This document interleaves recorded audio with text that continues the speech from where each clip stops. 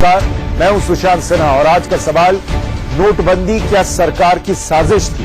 ऐसा राहुल गांधी कह रहे हैं, ये आरोप लगा रहे हैं। राहुल के मुताबिक ये सरकार की साजिश थी जो 15 से 20 बड़े उद्योगपतियों को फायदा पहुंचाने के लिए थी, आम लोगों की बचत को हड़प लेने के लिए थी, महिलाओं की कमाई को छीन लेने के लिए थी। लेकिन नोटबंदी की ये इमेज तो हम में से किसी के दिमाग में नहीं। हम लोग तो इसे राष्ट्र निर्माण के लिए उठाया गया कदम मानते थे। आम लोगों ने जितना कर सकता, अपना योगदान दिया जा सकता था, उतना सपोर्ट भी किया। लेकिन अब जब नई नई बातें, नए नए आरोप लग रहे हैं तो सवाल उठता है कि सच क्या है? 8 नवंबर 2016 की रात्रि को 12 बजे से वर्तमान में जारी 500 रुपए और 1000 रुपए के करेंसी नोट लीगल टेंडर नहीं रहेंगे।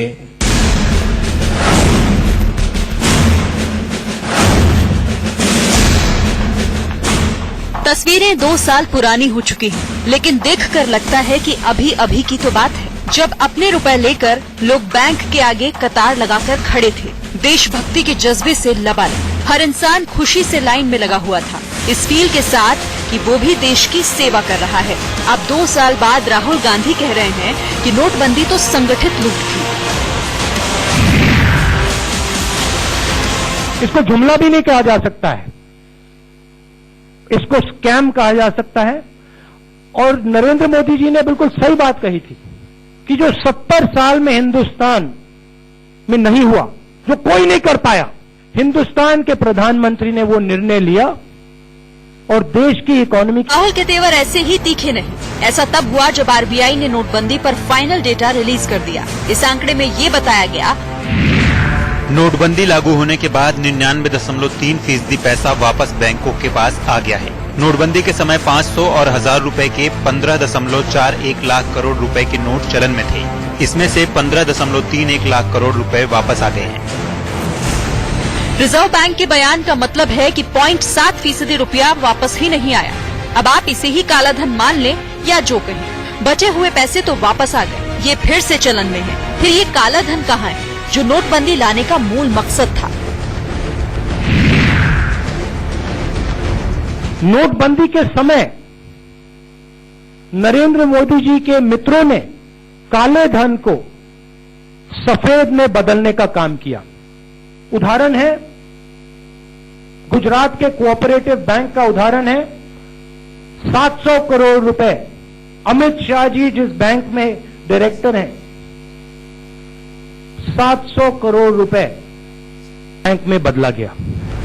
सवाल इतना ही नहीं, कई और भी हैं। राहुल गांधी के मुताबिक सरकार ने 15 से 20 बड़े उद्योगपतियों को अपना काला धन सफेद करने का रास्ता नोटबंदी के तौर पर दिया।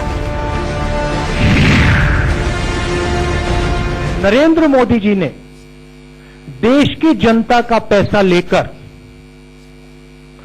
आपके जेब में से पैसा निकालकर सीधा हिंदुस्तान के सबसे बड़े क्रोनी कैपिटलिस्ट के जेब में डाला। ये नोटबंदी का लक्ष्य था। देश में एनपीए की बिगड़ती हालत, जिसके लिए उद्योगपति जिम्मेवार थे, उसे आम लोगों के जमा पैसे से ठीक करने के लिए नोटबंदी लाई गई थी। और भी कई वजहें राहुल गांधी ने बताई।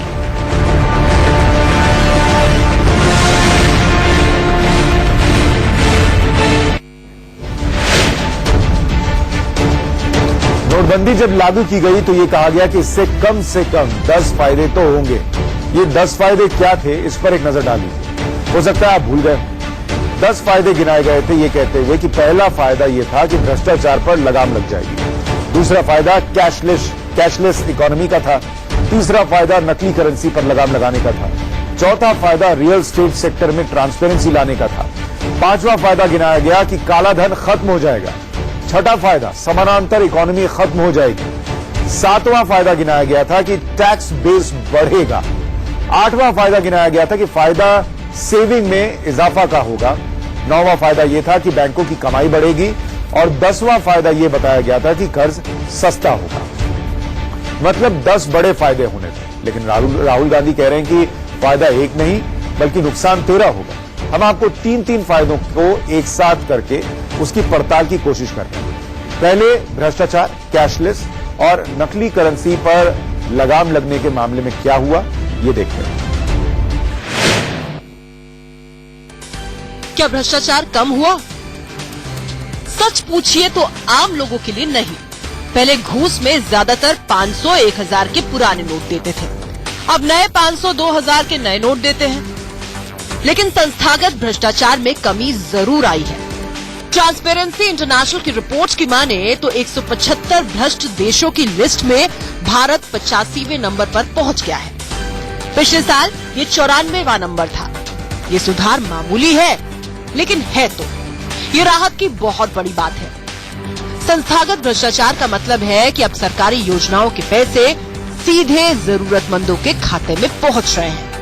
लेकिन इसमें नोटबंदी की भूमिका बेहद मामूली है, तकनीक की भूमिका बड़ी है। क्या देश में अब कैशलेस इकोनॉमी है?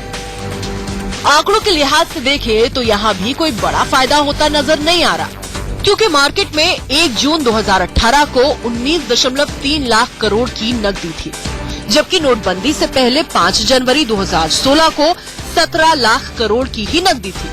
मतलब करीब 2,30,000 करोड़ ज्यादा है। हाँ, इस दौरान नकदी बैंक ट्रांजैक्शन में जरूर तेजी से इजाफा हुआ है। वो 7% से बढ़कर 15% पहुंच गया है। बाजार में भी नकदी लेन देन में दोगुनी बढ़ोतरी हुई है। अब सवाल ये है कि जो कैश फ्लो बढ़ा नजर आ रहा है वो कहाँ है? दरअसल वो लोगों के पास है। इसलिए इस मोर्चे पर फायदा हुआ, लेकिन उतना नहीं जितना होना चाहिए। नकली करेंसी कम हो गई। शुरुआत में ऐसा होता दिखा, जो स्वाभाविक भी था, लेकिन बाद में फिर से बाजार में नकली करेंसी आ गई, खासकर 2000 के नोट। अभी हाल ही में दिल्ली पुलिस ने इस बात का खुलासा किया है कि जम्मू कश्मीर सहित उत्तर भारत में नेपाल, पाकिस्तान और बांग्लादेश के रास्ते नकली नोट भेजने का सिलसिला फिर शुरू हो गया। हाँ, इसमें कमी जरूर आई, खासकर जम्मू कश्मीर में आतंकवाद पर भी कुछ समय के लिए इस वजह से लगाम लगी। मतलब इन 3 मोर्चों पर आप नोटबंदी को फेल नहीं तो पास भी नहीं कह सकते। राहुल गांधी कहते हैं कि ये जुमला नहीं था, ये भूल भी नहीं है जिस पर लोगों से माफी मांग ली जाए, बल्कि ये आक्रमण था, ये सोची समझी साजिश थी देश के उन गरीबों, महिलाओं की सेविंग पर हमला करने की, जो उन्होंने बचा कर रखे। ये पैसे 15 से 20 उद्योगपतियों को फायदा पहुंचाने में काम लाए गए, ये राहुल गांधी का आरोप है। माफी जब मांगी जाती है जब गलती होती है। प्रधानमंत्री जी ने गलती नहीं की, प्रधानमंत्री जी ने यह जानबूझ के किया है। नोटबंदी आपके ऊपर आक्रमण था, नोटबंदी आपके पैर पर कुल्हाड़ी मारी गई थी। हिंदुस्तान के सबसे बड़े क्रोनी कैपिटलिस्ट जिन्होंने प्रधानमंत्री जी को मार्केटिंग के पैसे दिलवाए, जिनके कारण टेलीविजन पे हर रोज नरेंद्र मोदी जी का चेहरा दिखाई देता है, कि उनको पैसा मिले। और पैसा कैसे मिले? हिंदुस्तान के किसान, हिंदुस्तान के महिला, हिंदुस्तान के छोटे दुकानदार, हिंदुस्तान के middle size business, small size businesses के जेब में से पैसा निकाल के सीधा उनके 15-20 क्रोनी कैपिटलिस्ट मित्रों को मिले। तो राहुल गांधी कह रहे हैं कि नोटबंदी आक्रमण था सरकार का। सरकार कहती है कि राहुल झूठ पर झूठ बोल रहा है, लेकिन कौन सच बोल रहा है, ये बड़ा सवाल है। और इसलिए हम आपको बारी बारी से उन पॉइंट्स के बारे में समझा रहे हैं जिसके बारे में नोटबंदी के समय ये कहा गया था कि इस मामले में ये बड़े फायदे हैं। अब रियल एस्टेट, काला धन, पैरेलल इकोनॉमी और टैक्स बेस बढ़ने के दावों पर नोटबंदी के बाद क्या हुआ है, वो देखिए। रियल एस्टेट में ट्रांसपेरेंसी आई। ये नोएडा एक्सटेंशन है, दिल्ली एनसीआर का वो इलाका जहां एक नया शहर बस रहा है। 2014 से पहले यहां मोटे तौर पर प्रति स्क्वायर फीट 3000 की कीमत थी।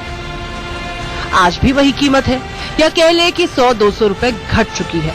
बिल्डर्स की हालत जरूर खराब है। फर्जी फाइनेंसर्स को मार्केट से निकलना पड़ा है, लेकिन उन लोगों की मौज है जिनके पास घर खरीदने के लिए सच्ची कमाई के पैसे थे, क्योंकि अब घर की कीमत हवा हवाई नहीं। और ये हालत दिल्ली एनसीआर में ही नहीं, देश के दूसरे हिस्सों में भी है। काला धन खत्म हुआ, इसे लेकर कंफ्यूजन है, थोड़े समय तक और इंतजार करना होगा। अगर करेंसी नोट के तौर पर देखें तो सिर्फ 10,000 करोड़ वापस नहीं आए। लेकिन सरकार कह रही है कि बैंक में जो पैसे जमा करा दिए गए वो कालाधन नहीं है, इसका सर्टिफिकेट कहाँ मिल गया।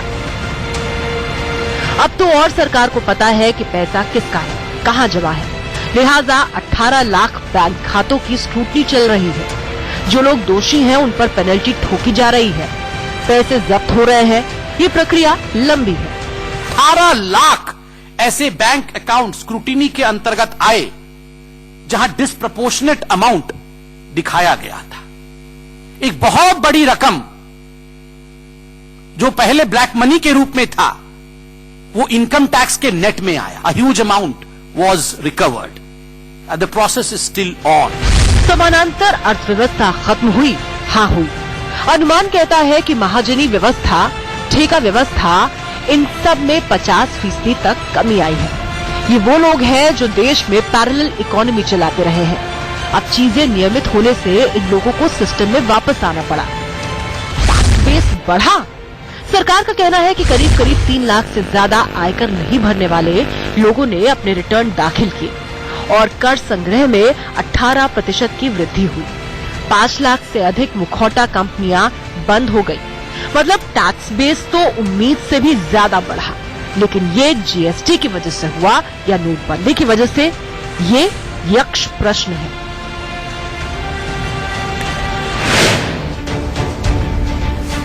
मोदी सरकार प्रचंड बहुमत के साथ सत्ता में आई, लिहाजा उस पर यह दबाव था कि देश के लिए उसे कड़े फैसले लेने में पीछे नहीं हटना चाहिए। और सरकार ने कड़े फैसले लिए भी, पहले नोटबंदी, फिर जीएसटी। लेकिन इन फैसलों ने अर्थव्यवस्था के लिए स्पीड ब्रेकर का काम किया या सरपट रास्ता तैयार किया। सेविंग्स और बैंक्स की कमाई के मामले में क्या स्थिति है, जरा वो देखिए। सेविंग में इजाफा हुआ? हाँ हुआ। रिजर्व बैंक के आंकड़ों के अनुसार नोटबंदी के बाद साल 2017-18 में नकद में बचत बढ़कर ग्रॉस नेशनल डिस्पोजेबल इनकम का 2.8% तक पहुंच गया, जो कि पिछले 7 साल में सबसे ज्यादा है। मतलब लोगों की सेविंग तेजी से बढ़ी है। बैंकों की कमाई बढ़ी, कर्ज सस्ते हुए। हाँ बढ़ी, लेकिन ये इतनी बेहिसाब और बिना प्लानिंग के बढ़ी कि इसका फायदा आम लोगों को मामूली है। बैंकों की कमाई बढ़ी तो बैंक के पास लोगों को देने के लिए नकदी भी बढ़ी। इसका उल्टा साइड इफेक्ट हुआ, क्योंकि बैंकों के पास ढेर सारा रुपया आ गया। लिहाजा सेविंग डिपॉजिट पर उसने ब्याज दर घटा दिया, लेकिन कर्ज कुछ ज्यादा सस्ते नहीं हुए। इसमें 0.5% का अंतर है बस। अब सवाल यह है कि नोटबंदी के बाद नुकसान क्या क्या हुआ, यह समझना भी जरूरी है। सबसे पहली बात जो शुरुआत में देखी गई वो ये कि जीडीपी लुढ़की। अगर नोटबंदी नहीं हुई होती और नई गणना के मुताबिक भारत की जीडीपी दर 8 के पार हो जाती, लेकिन नोटबंदी के बाद से जीडीपी में 2% तक की गिरावट दर्ज की गई। ये पूर्व पीएम डॉक्टर मनमोहन सिंह ने राज्यसभा में कहा है। वित्त मामलों की संसद की स्थायी समिति ने भी ये माना कि नोटबंदी की वजह से जीडीपी की दर कमजोर पड़ी और असंगठित क्षेत्रों में बेरोजगारी बहुत ज्यादा बढ़ गई। 31 सदस्यों वाली इस समिति के अध्यक्ष कांग्रेस के वीरप्पा मोइली हैं। इसके अलावा जो एक चीज और सामने आई वो बैंकों का बढ़ा हुआ कर्ज है। राहुल गांधी कह रहे हैं कि मोदी और जेटली ने मिलकर अर्थव्यवस्था को तबाह कर दिया। अरुण जेटली जी और नरेंद्र मोदी जी ने हिंदुस्तान की इकोनॉमी को नष्ट कर दिया है। हमारे समय 2.5 लाख करोड़ रुपया नॉन परफॉर्मिंग एसेट था, कंट्रोलेबल था। आज 12 लाख करोड़ रुपया नॉन परफॉर्मिंग एसेट है। राहुल के मुताबिक बैंक्स का एनपीए बढ़ा हुआ धन मोदी सरकार की विफलता है, लेकिन सच्चाई यह है कि इसमें से ज्यादातर धन बैंकों ने कांग्रेस के समय दिए थे। माफ कीजिएगा, ऐसे लोगों को दिए गए जो लोन लौटाने में सक्षम है या नहीं है, यह चेक नहीं किया गया। नोटबंदी के बाद आम आदमी की सेविंग घट गई क्योंकि नौकरी नहीं है, पैसे नहीं है। अब कहीं जाकर धीरे धीरे मार्केट संभलने लगा है।